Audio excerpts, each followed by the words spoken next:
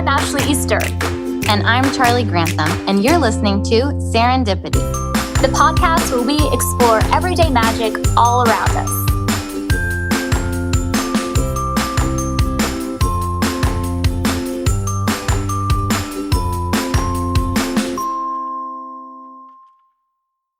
Hey everyone, and welcome back to the Serendipity podcast. I'm Ashley, and Charlie's here too. Hello. And we're actually doing something we've not done before. This is a 2-part episode type thing. So this is going to be part 1, and then our next episode is going to be part 2. So we're going to be talking about sexist myths. And in this first episode, we're going to talk about kind of some serious ones, some things that actually have a lot of strong impact in the world.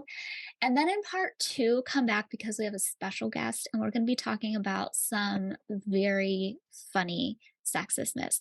So this is going to be a good foundation layer. And then the next one, you're just gonna die laughing. We've got some great stories to share. Yeah. And I feel like we have to get the serious out of the way, because if we just go straight to the funny, in the back of my mind, I'm gonna be like, but I want to say this is because of this. So we can just get the serious part out of the way, and then we can just laugh about the stupid stuff. But I'm so excited for this one. I feel like this is like right up our alley, because our friendship developed from like feminism and like blogging about like Christian feminism at the time. And so I think it's like a perfect episode for us. And also I think it's like, just wanted to say, like, I feel like, so we're going to be talking about sexist myths, but I'm sure you feel the same way, Ashley. I feel like you could create a whole podcast just about like myths and stereotypes of like every group. Oh, you know what I mean? Yeah, like there's so many. And they're like, a lot of them are like actually harmful. So I think that's why we're going to start with like the more serious tone today. But yeah, I'm actually excited for both. I think I already know some of what we're going to talk about for the funny episode, and I'm like, they're so ridiculous that it's just like, yeah, it's hilarious. But I can't believe this. Yeah. But yeah, we're talking about the sexist myths because those are the ones that we personally have encountered the most.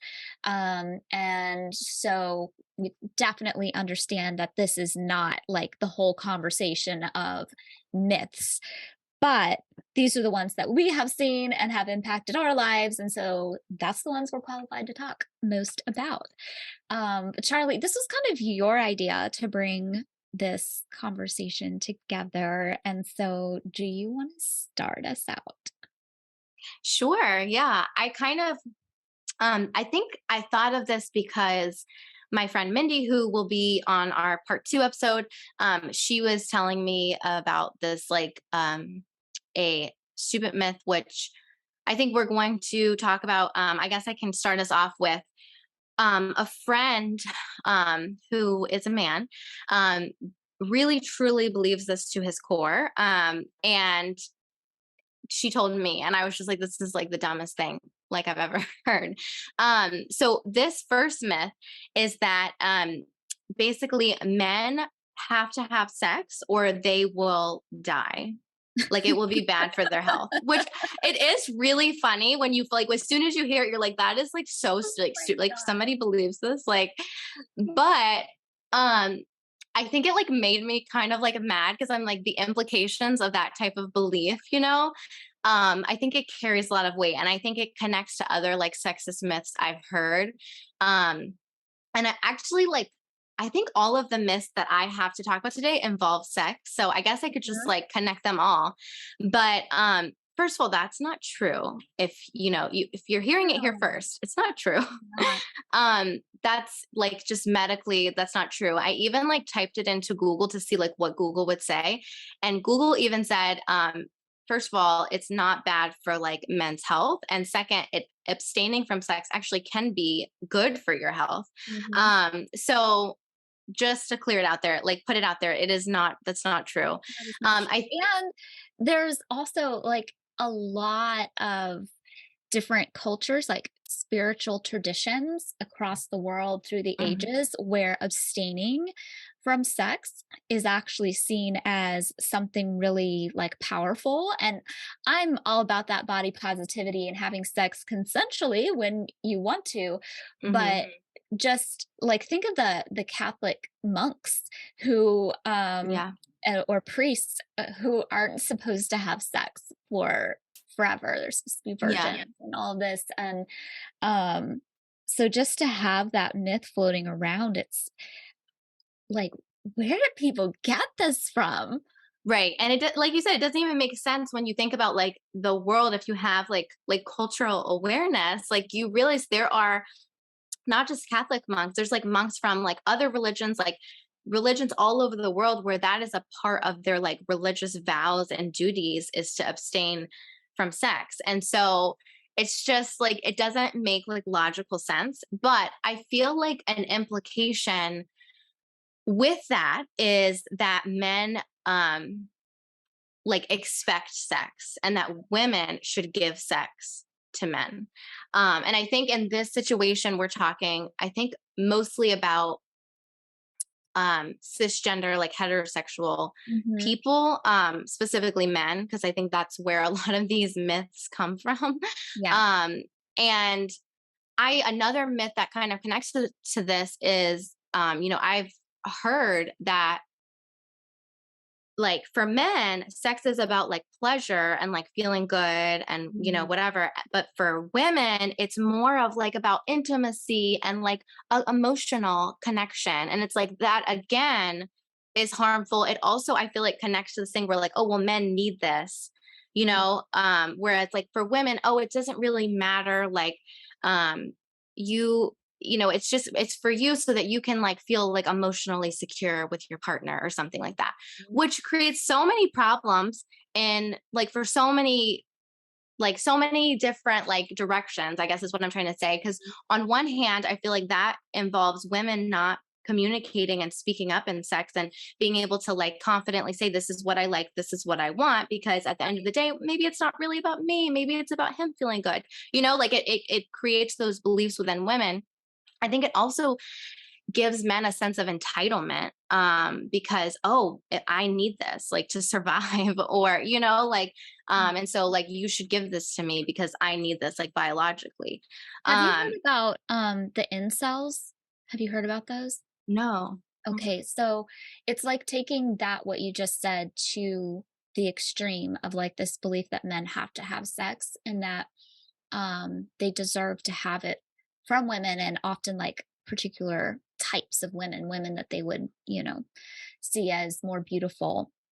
And Mhm. incels are actually, I would say it's like a cult like group, but they kind of banded together over the internet. And there have been some like terrorist attacks against women in the Oh my US gosh. Wow. based on them simply believing that women owe them sex and Mhm. that there's certain kinds of guys that get it and that they're not the kind of guys that get it and that women are like trying to punish them when I'm thinking, might be your personality. It might be Right. your personal grooming behaviors because Yeah. no one wants to kiss bad breath. Um, Yeah.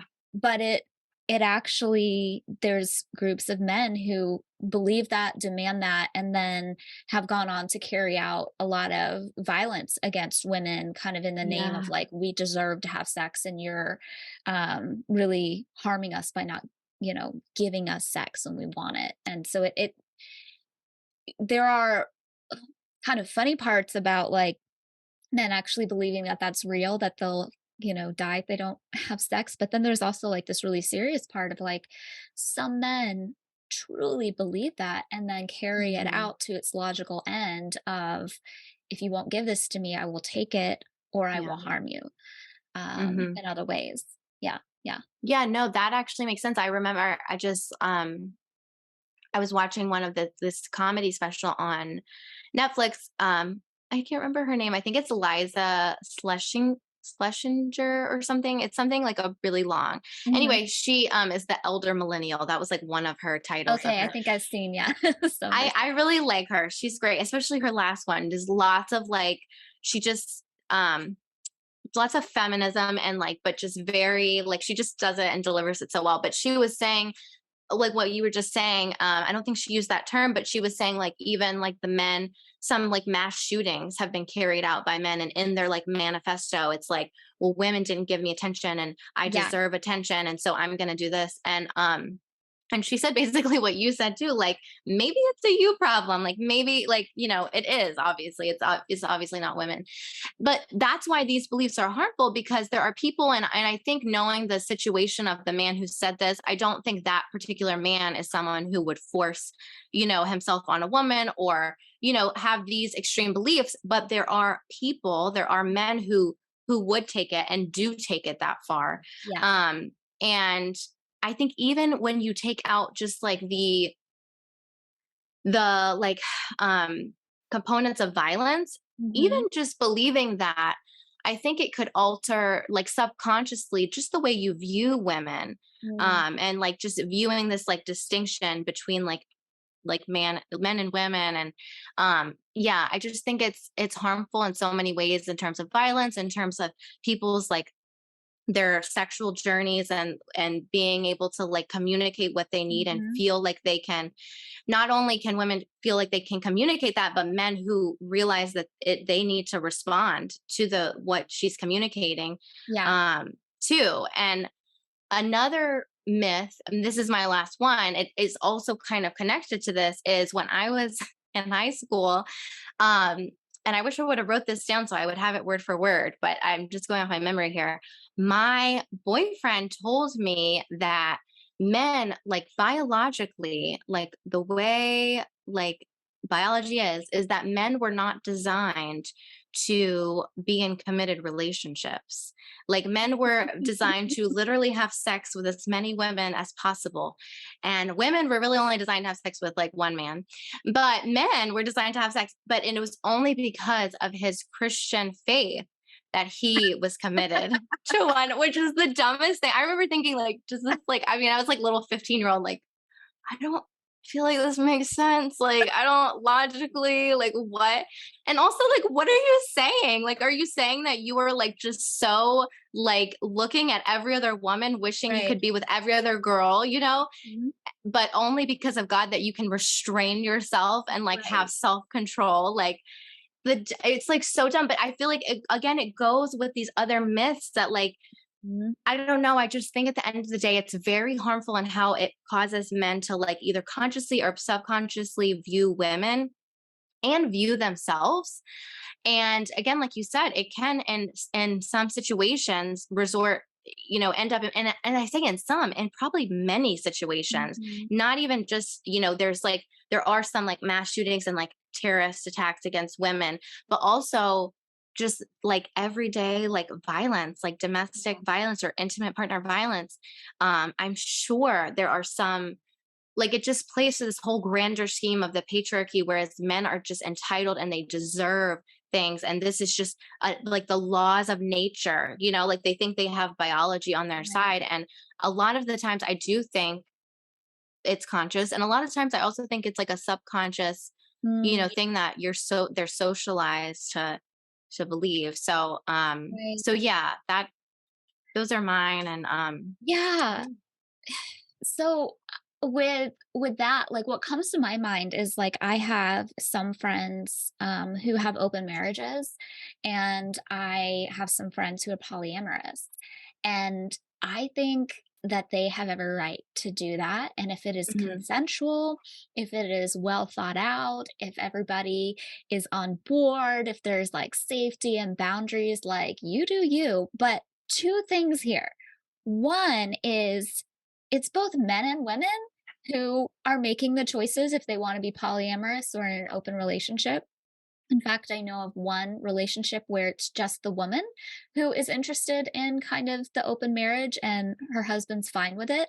So, kind of this idea that it's men that can't just be in monogamous relationships and that women definitely want that, like, that's just not Right. true.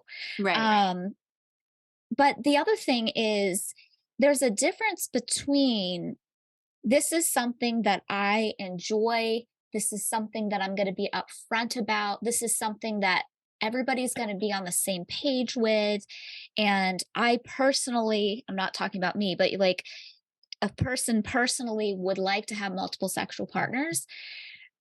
It's different from somebody believing that innately Mhm. they not only have that desire, which they may, but then stacked on top of that is that they have to like sacrifice themselves for religious reasons or whatever to not be that person. And so there's this resentment that would, I would think, build, Mhm. and if you're kind of forcing yourself into a monogamous relationship, um, because you feel like, oh, I have to do this, versus like, this is a sexual orientation and I'm going to be open up front, consensual, all those things. So I, Right. I think Yeah. that really um, takes away something that could be good and turns it into something that's shady and like cheating. Yes. Because there's a difference between having a conversation and saying, hey, we're going to open up our marriage, or our relationship, and just going out and cheating and being like, oh, boys will be boys. That those are Right. very different. One is a conversation with consent. The other is, a lack of consent, and sometimes falls into emotional abuse. That person doesn't know if you're bringing STDs into the relationship. And Mhm. again, kind of with the bitterness, like if you're not open and upfront about what you want and you're like trying to contort and force yourself into a certain thing, um, because you've been told like this is just how all men are, then that just isn't good and healthy for a relationship. But it also doesn't allow for women to be on a spectrum of what they want sexually. Yes. And Yes. it sets up these expectations that all women want to be monogamous.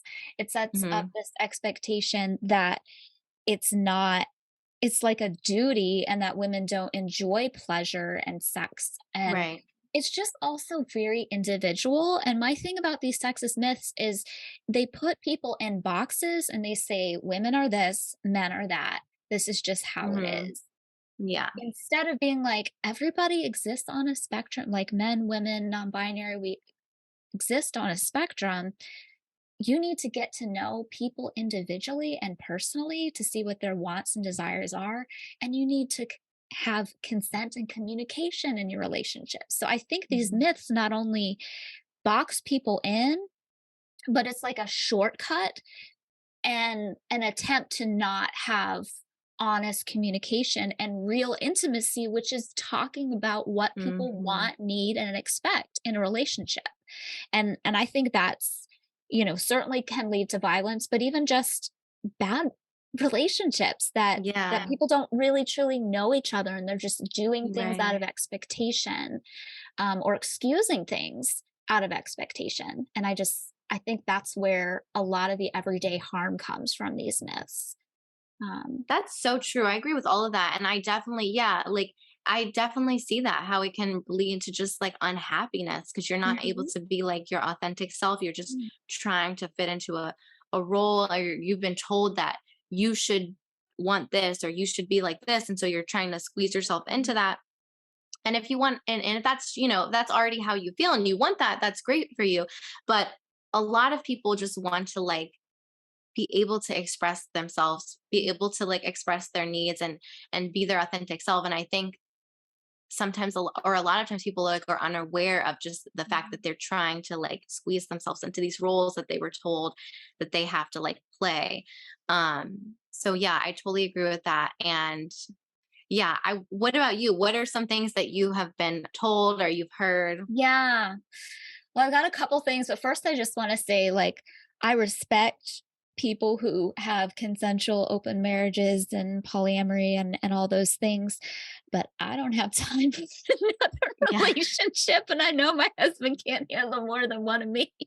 Sometimes when I just think of the logistics of that, I'm just like, "Ooh, I know I'm a Yeah. handful," and, so Yeah. respect to those who have different thoughts and feelings, but girl, I'm monogamous to the core, so don't Yeah. get in my DMs, people. Oh my Um, gosh. anyway, one thing that again, sort of funny on the surface, but got to be really serious. This was like right after I was kind of leaving cult-like environment, like when I was just like really starting to transition and branch out. And I really didn't know a lot about feminists. I would not have called myself a feminist at the time, but I was learning about egalitarianism and equality for women. So I was just like very on the surface. And anyway, I went out for lunch with a guy, and I don't know if it was a date. I don't think it was a date. I'm not sure. Sometimes it's hard to tell, especially in like Christian environments. Like I don't know what it was. But anyway, we went out for lunch, and I was not interested in him. So to me it wasn't a date. So that's besides the point. It's Yeah. another conversation we could have.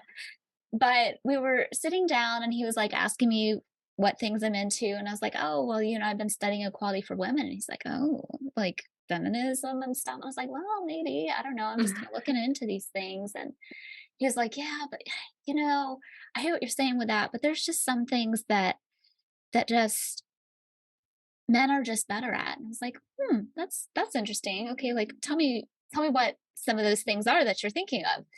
And he was like, well, math, for instance. Men are just, generally better at math than women. And he's like, it was that's just kind of how our brains are. Women's brains are just not wired for math the same way men's brains are.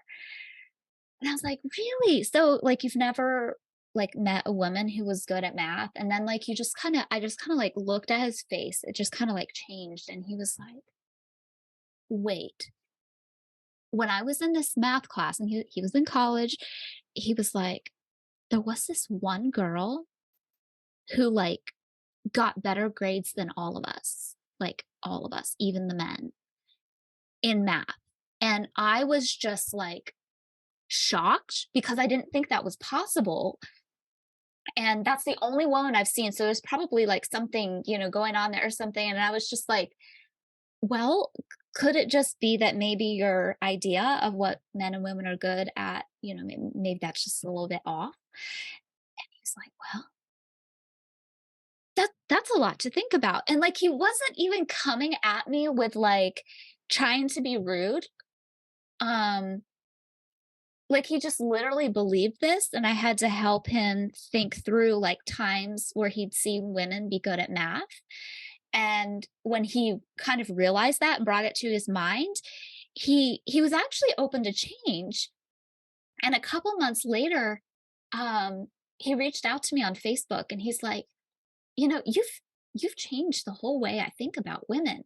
And we'd only had like the one Wow. conversation, but I think sometimes with these myths, it's not there are some men who are just like trying to be sexist and like Yeah.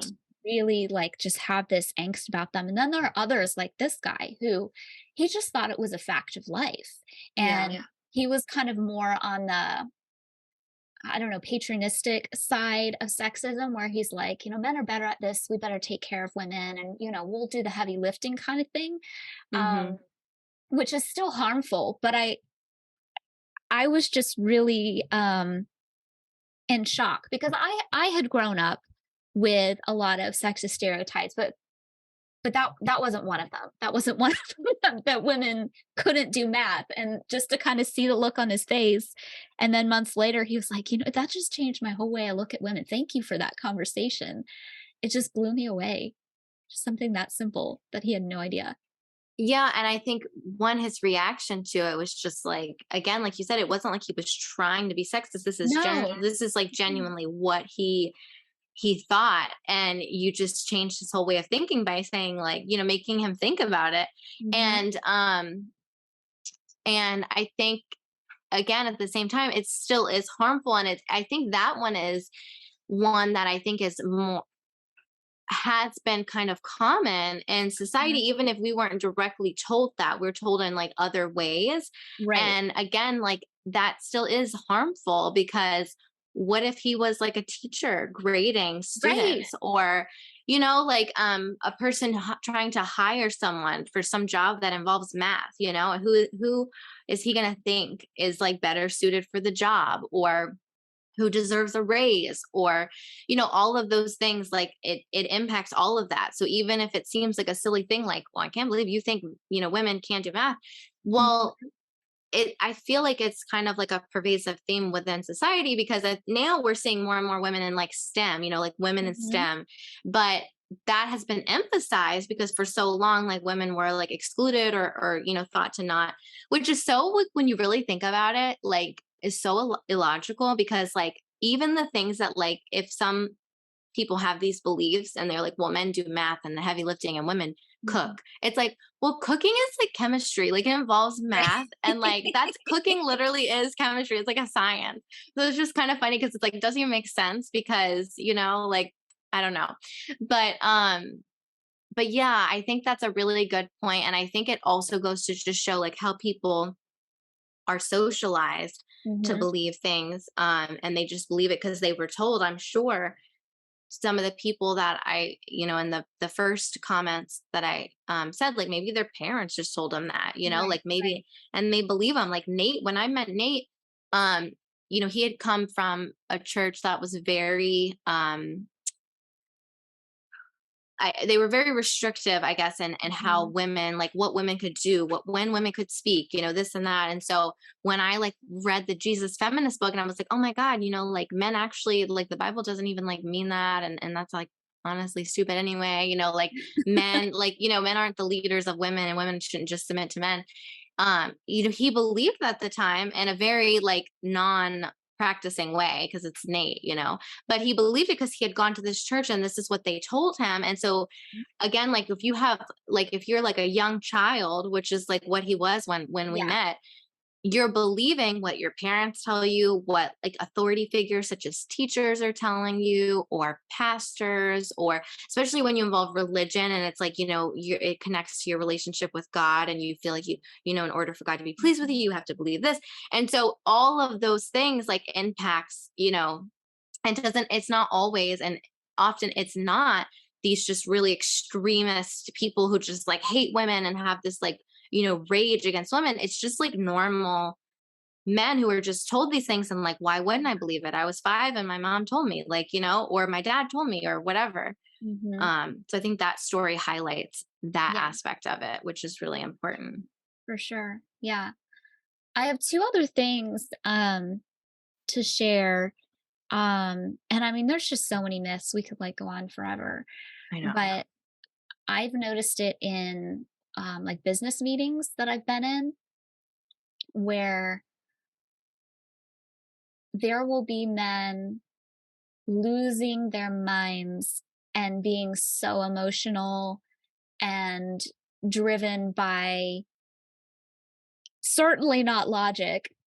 And then I'll pipe in and give an opinion with a little bit of passion, but certainly not anything to the degree that the men have. And then a man will say, hey, let's not, let's tone down the emotions here.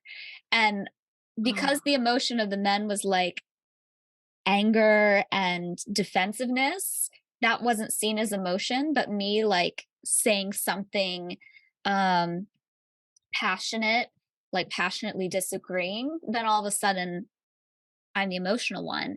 And so I mhm. think there's this myth that um that anger in men isn't an emotion, that it's Yeah. like just the way men are. Instead of being like, "Oh wow, they're really in their emotions right now because they're angry and acting illogical," because all humans run into that sometimes. Yeah.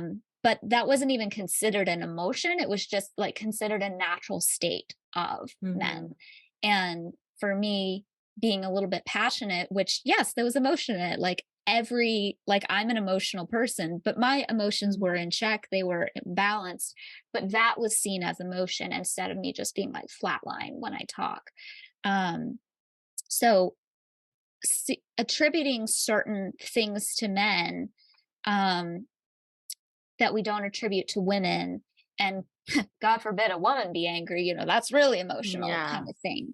But Mhm. the last one, this is kind of ties into this one because I do think it hurts men when men are not really allowed to express a range of emotions that are other Yes. than anger.